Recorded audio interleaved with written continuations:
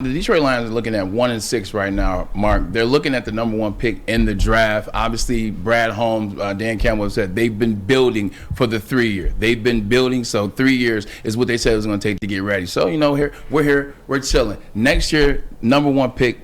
What quarterback should the Detroit Lions take? And I'm transitioning to college because I'm about to ask you about USC and the Big Ten. But first things first, what quarterback should the Detroit Lions go at? Is it CJ or is it Bryce? Gosh, I feel like consistency-wise, Bryce has been the most consistent, right? And you look at these guys, even Mac Jones, right? Bryce has way more athleticism than him, but like a guy like Mac Jones or Bryce that comes out of that Saban tree, the one thing that really stands out, they're going to make rookie mistakes, they're going to have bonehead errors, whatever, but they also have this ability to just know how to win and understand the game from like a global perspective, right? Like the 500-foot view at times. Yeah. They see how everything fits into it. And a lot of that is Coach Saban and the way they've learned and grown up in this game.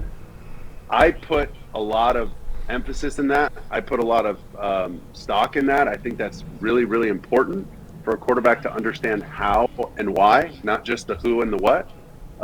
So I really do respect that. The last few guys that come out of Ohio State hasn't been great. Not that they can't do it. I do like Justin Fields. I still think.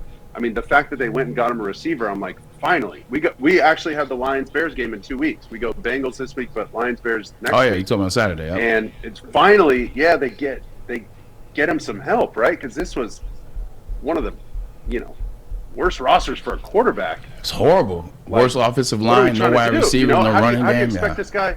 Yeah, like how do you expect him to grow? It's like putting a kid in pickup basketball, and then bringing him to like a skills camp where he has to do drills and stuff. Well, he's never done that.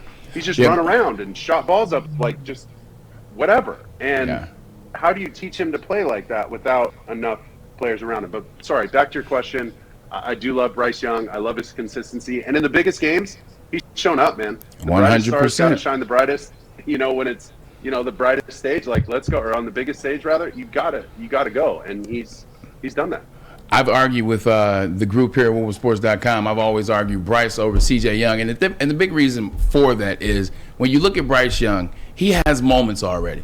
He has moments where he's proven himself, whether it was almost beating Georgia when their team was not nearly as good as Georgia in the national championship, whether it was beating Georgia in the SEC game at championship, whether it was the Auburn game where he had to go 94 yards in 45 seconds. Like, he's shown you that he's ready for the moment. So I would choose Bryce, especially behind this offensive line, DeAndre Swift, and then you have Jamison Williams, who he's familiar with, and then you also have Amon-Ra St. Brown.